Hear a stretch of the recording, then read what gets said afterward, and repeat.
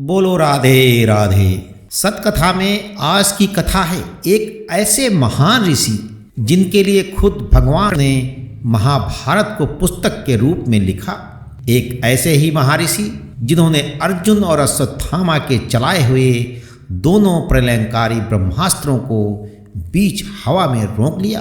केवल यही नहीं बल्कि महाभारत युद्ध खत्म होने के बाद एक दिन तो उन्होंने कौरवों और पांडवों की तरफ से मरे हुए सभी योद्धाओं को दोबारा जीवित कर दिया। और ऐसे महान ऋषि कोई और नहीं बल्कि महर्षि वेद व्यास जी थे। तो आइए जानते हैं हम इनके जीवन के बारे में और ऐसी ऐसी सच्चाई और ऐसे ऐसे किस्से जानकर आप दंग रह जाएंगे।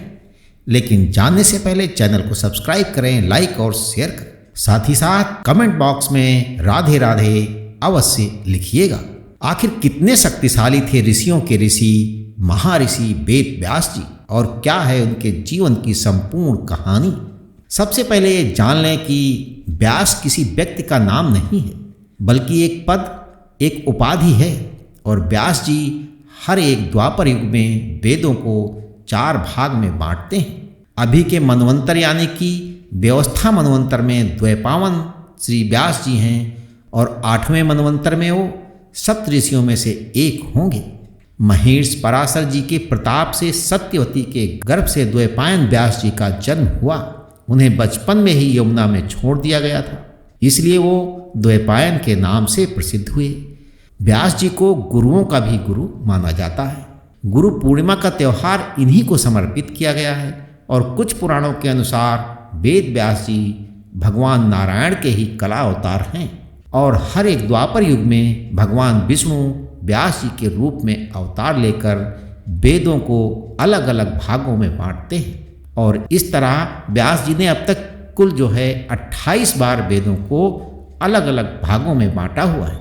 और ये जानकर हैरानी होगी कि पहले द्वापर युग में खुद ब्रह्मा जी ही वेद व्यास हुए थे और उसके बाद दूसरे द्वापर युग में प्रजापति दक्ष और तीसरे द्वापर युग में खुद शुक्राचार्य और चौथे में स्वयं गुरु बृहस्पति वेद व्यास हुए थे।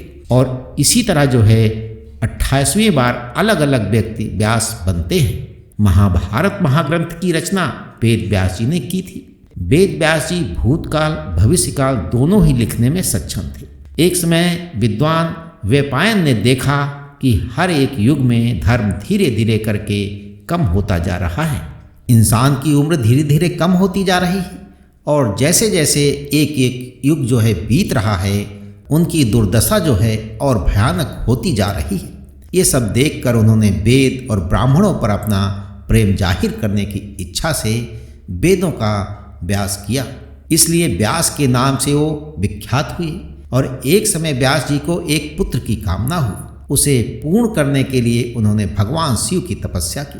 उनकी इच्छा एक ऐसे पुत्र प्राप्त करने की थी जिसके अंदर अग्नि, पृथ्वी, वायु और जल, आकाश इन सबके गुण सम्मिलित हों। उन्हें सुखदेव जी के रूप में एक वैसा ही पुत्र प्राप्त हुआ जो आगे चलकर महान तपस्वी और प्रचारक हुए।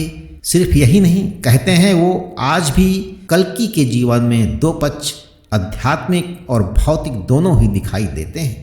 उनकी माता सत्यवती के साथ शांतनु का विवाह होने के पश्चात व्यास जी का हस्तिनापुर के साथ संपर्क हुआ। पांडवों और कौरवों के उतार और चढ़ाव में भाग लेना व्यास जी के जीवन का सांसारिक पक्ष था। लेकिन उनके जीवन का बड़ा भाग वन के आश्रम में रहते हुए एक गुरु के रूप में व्यतीत हुआ, जहाँ वो अपने ही कुछ शिष्यों को वेदों की शिक्षा देते रहे थे। भीष्म पितामह की मर्जी और सत्यवती की आज्ञा से कुरुवंश की वृद्धि के लिए विचित्रवीर की पत्नियों के गर्भ से संतानों का जन्म करने के लिए ऋषि व्यास जी को हस्तिनापुर में न्योता दिया गया। अब माता सत्यवती ने स्वयं अंबिका और अंबालिका को महर्षि वेद व्यास जी से मिलने के लिए उनके कक्ष में भेजा, जहाँ स्वयं महर्षि वेद व्यास जी ने अपने तपोबल से नेत्रों की शक्ति द्वारा अंबिका को जैसे ही देखा तो चारों तरफ एक एक आध्यात्मिक प्रकाश फैल गया, जिसकी वजह से अंबिका को अपनी आंखें बंद करनी पड़ी। वहीं अंबालिका का पूरा शरीर पीला पड़ गया और इसी वजह से अंबिका को धृतराष्ट्र के रूप में पुत्र प्राप्त हुआ तो वहीं अंबालिका को जो है पांडु के रूप में, और इन दोनों के अंदर कुछ न कुछ कमियां थीं। जैसे अंबिका ने जब आंखें बंद की तो धृतराष्ट्र भी अंधा पैदा हुआ, वहीं जैसे ही अंबालिका पीली पड़ी तो उनका पुत्र पांडु जो है बहुत ही बीमारियों से ग्रस्त थे। लेकिन महर्षि वेदव्यास की नज़र एक और कन्या पे पड़ी और वो स्वयं थी एक दासी। तभी महर्षि वेदव्यास जी ने उस दासी से बोल पड़े, शुभ है, अब तू दासी नहीं रहेगी, तेरे गर्भ से एक अत्यंत श्रेष्ठ बालक का जन्म होगा। वो बालक तीनों लोकों में धर्मात्मा और संसार के सभी बुद्धिमान लोगों में से श्रेष्ठ होगा। और इस तरह बालक विदुर का जन्म हुआ, जो कि भगवान श्री कृष्ण द्वापायन व्यास जी के ही पुत्र थे। वही कहते हैं कि जब पांडव द्वैपायन युग में निवास कर रहे थे तो उस समय व्यास जी उनसे मिलने पहुंचे थे और उन्होंने जो है युधिष्ठिर को प्रतिस्वेदी नाम की एक विद्या का ज्ञान दिया था। इसी विशेष विद्या का ज्ञान युधिष्ठिर ने अर्जुन को दिया था और इससे खुद अर्जुन आकाश में जाने वाले अलग अलग देवताओं की तरह ही अस्त्रों शस्त्रों का ज्ञान प्राप्त करने में सक्षम हो गए थे। सिर्फ यही नहीं, महर्षि वेदव्यास जी ही थे जिन्होंने स्वयं धृतराष्ट्र की मजबूरी को समझा था कि वो कुरुक्षेत्र के युद्ध में जीते जी तो नहीं जा पाएंगे। ऐसे में उन्होंने उनके सेवक संजय को दिव्य दृष्टि प्रदान की थी और जिस वजह से महाभारत युद्ध की पल पल की खबरें वो वहीं से बैठे हुए देख रहे थे और स्वयं धृतराष्ट्र को सुना रहे थे।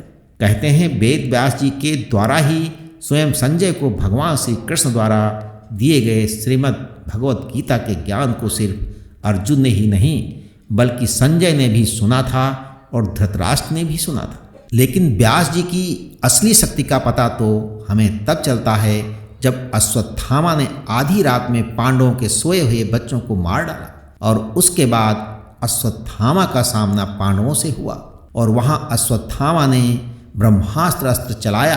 अर्जुन ने भी उसके उत्तर के रूप में ब्रह्मास्त्र अस्त्र चलाया, पर तभी वहां पर वेद व्यास जी नारद जी के साथ आकर उन दोनों महास्त्रों को जो है बीच में रोक देते हैं। सोचिए, छूटे हुए ब्रह्मास्त्रों को हवा में स्वयं वेद व्यास जी द्वारा रोक दिए गए थे। कहते हैं अर्जुन ने तो अपना अस्त्र वापस ले लिया था, लेकिन अश्वत्थामा को इसकी विद्या नहीं आती थी। ऐसे में भगवान श्री कृष्ण के कहने पर अश्वत्थामा को स्वयं अभिमन्यु की बीवी उत्तरा के गर्भ की तरफ भेजना पड़ा, जहां उसके शिशु के प्राण निकल गए। सिर्फ यही नहीं, वेद व्यास जी ने अपने तपोबल से महाभारत युद्ध के बाद मरे हुए सभी योद्धाओं को जीवित कर दिया था।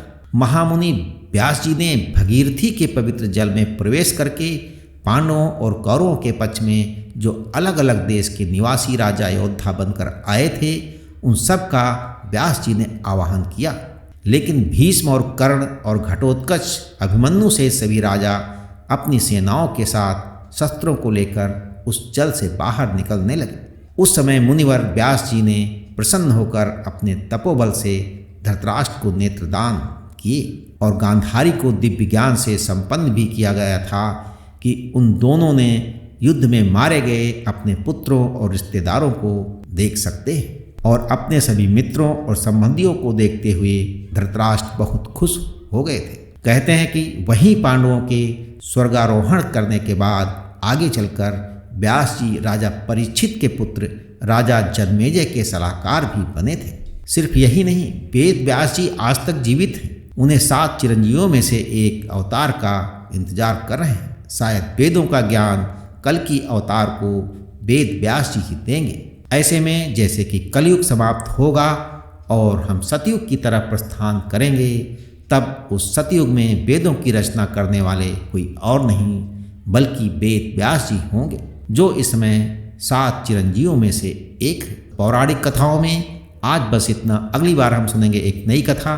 तब तक के लिए ईश्वर की सभी शुभकामनाएं आपके साथ बनी रहें।